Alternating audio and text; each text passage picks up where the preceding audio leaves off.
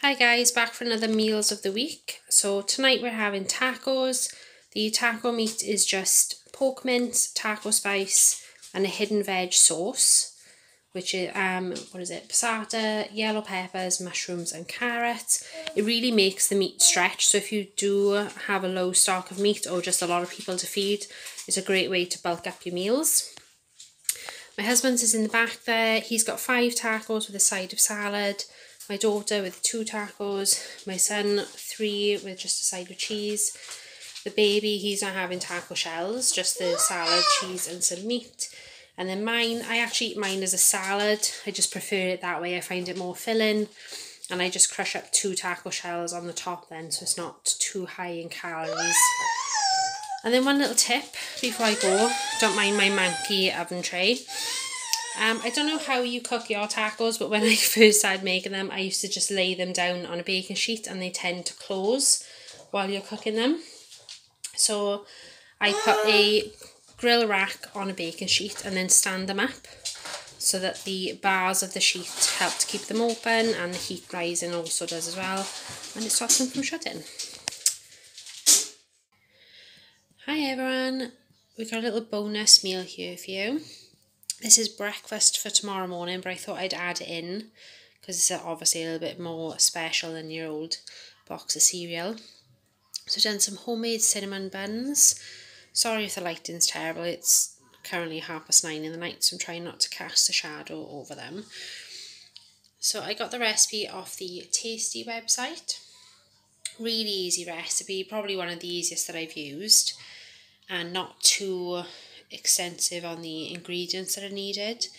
I think all in all they took about 2.5 hours, including the proofing time, so obviously you're not doing anything during that time. But I think they came out pretty well. I made them in springfoam tins. It did advise on the website to use like disposable tins, but I didn't have any. But I think they came out pretty well. They are a little bit darker in real life than on camera. So I'll show you a little close up of the swirl. I'm trying to get a shadow over it. It's supposed to make 14. I cut them into 13 because I just couldn't seem to get the measurements right. So I'm going to add the frosting on. I'll show you that after so you can see the finished result. Right, and here's the finished result. Just topped with a little bit of cream cheese frosting. I say a little bit, that's a lie. Really easy to make, just cream cheese, melted butter, icing sugar, vanilla extract or essence if that's all you got, and some milk just to loosen it up at the end so that you can spread it easily. I mean, I'll let you know what they like later to say if I would 100% recommend this recipe, but it had good reviews, and I mean, can you really go wrong with carbs, sugar, cinnamon, cream cheese? I don't think so, but I'll let you know anyway. So I'll see you guys later. Bye. Hi everyone, so tonight's dinner is Swedish meatballs and mashed potato. The meatball recipe I had from a website called Pointed Kitchen. It's a Weight Watchers friendly recipe. They're really delicious, so I would definitely recommend you taking a look at them. I think the main thing that makes them so tasty is that they've got a bit of nutmeg in them, which I know sounds weird to add to meat, but it really brings out the flavour. So don't shy away from that if you do choose this recipe. The mash is just a bog standard mash that I make. But I did want to share a couple of tips with you because until recently I absolutely sucked at making mashed potato until I found a couple of little tips, and they've completely changed the outcome. It's perfect every time. So the first thing is you have to put the potatoes in cold water and bring them to the boil. I tried to be clever and take water from my kettle to sort of cut the time that it would take for the water to get to the boil. Big mistake. It has to be from cold water to make sure the potatoes cook evenly. You have to make sure they're 100% fully cooked until they're falling apart. I used to worry about overcooking them, but again, that was a mistake. And then thirdly, use a potato ricer. I picked one up in IKEA a while back and they are a godsend. They're so much better than a masher, and it really does make my mash come out perfectly every time. If you do get lumps in your mashed potato from undercooked potato, bung it in the microwave. throw it in the microwave, put it back through the potato ricer, and the lumps will cook, and then it'll be smooth then. So that's a little way you can save your mash if you do mess it up, like I usually do. So this one is my husband. He's got 4 meatballs. My son, as you know, won't eat anything, so he's got waffles with his. Waffles. Come on. I hope you can sense the eye roll that I'm doing right now. I can't believe I'm showing you that my child eats waffles instead of mashed potato. Anyway, my daughter, she's got 2 meatballs, mine with 3 meatballs, and then the baby's just got 1. So I'll check in with you guys again tomorrow. Oh, good evening guys. I hope you're all doing well. So tonight's dinner is chicken Alfredo pasta. It's a take on a Weight Watchers recipe. It's not a traditional style with the flour, butter and milk white sauce. The sauce is just made of chicken stock, a really low fat cream cheese, some Parmesan cheese and then seasonings. I chose to put garlic, salt and pepper, onion powder. What else did I put? Ooh. Oh, and basil and oregano. That's what makes it Italian, right? It's still delicious. It's not as rich and heavy as a traditional one, but it's definitely a lot lower in calories. And then we just got a side of garlic bread there for the children and my husband to share. So we've got the babies, mine and the 2 older kids, and then my husband's on the left. I did want to jump in and say, I mentioned yesterday that I'd learned some tips on making better mashed potato, and I forgot to tell you one of them. So the one I forgot was, once you drain the potatoes, to put them back in the hot pan and leave them on the stove top on a really low heat just for a few minutes to evaporate as much of the water from the potato as you can. That also helps a great deal. So there you go.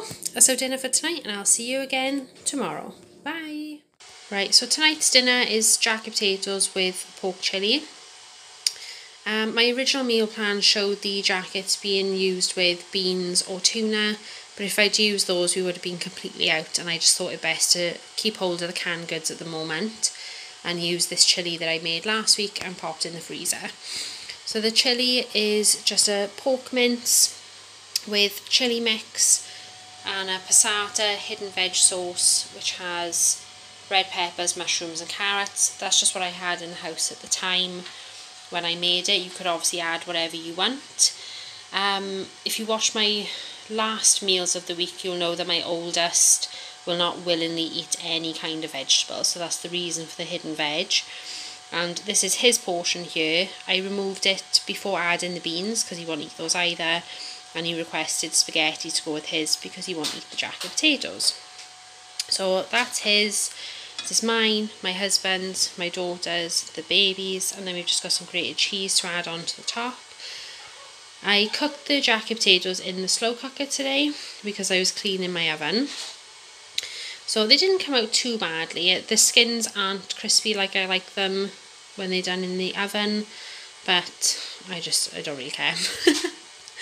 They'll get eaten, and my oven, I'll show you quickly, is sparkling. Well, mostly sparkling. The shelves are gloriously clean. The rest of it, not so much. So I'll see you guys tomorrow. I hope you're all, doing well, in good health and taking care of everyone around you, and I'll check in tomorrow. Bye.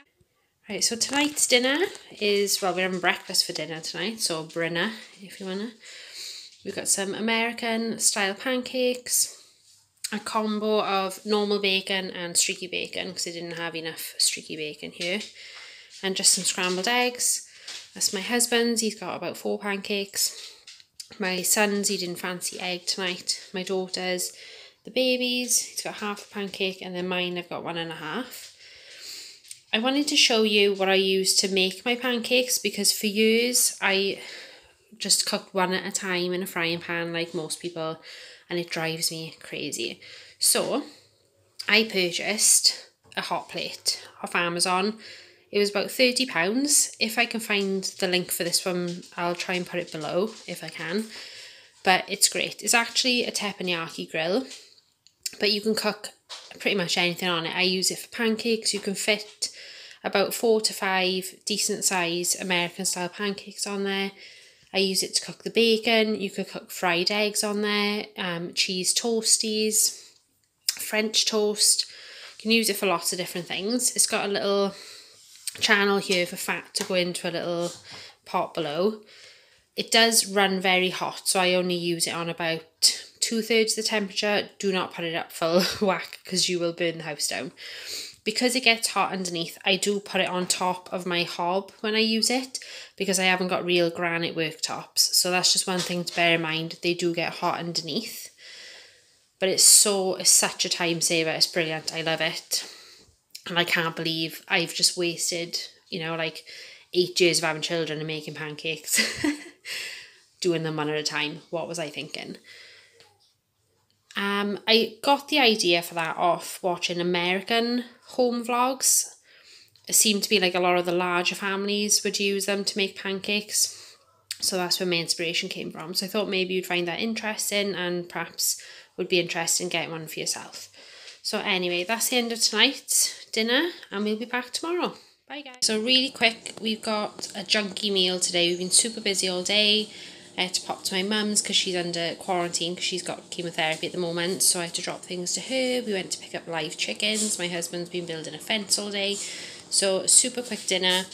Just got some frozen burgers with cheese, hash browns. My daughter's got mayonnaise and lettuce. My son's got barbecue and mustard.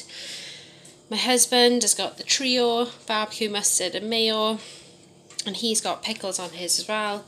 And then I've just got the trio with lettuce. I did make a lentil soup today as well. The only thing was, I usually make it with red lentils and they only had green lentils in store. I was hoping it wouldn't make much difference, but they do have a really distinctive flavour, so I'm not keen on that now with the green lentils, and neither is my daughter.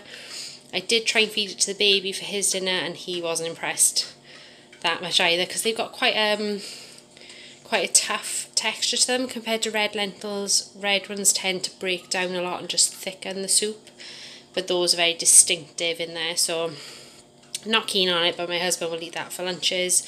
There's a bit of ham in there as well.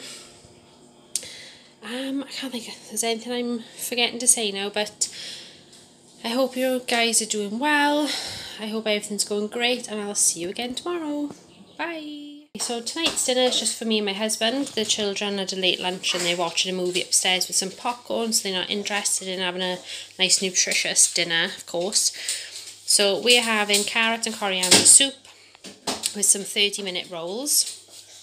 Really easy recipe for the rolls. It's 2 tablespoons yeast, 1/4 cup sugar, 1/3 cup vegetable oil, 1 cup and 2 tablespoons of warm water. You let that bloom for about 15 minutes and then you add 1 egg, 1.5 teaspoons of salt and 3.5 cups of bread flour.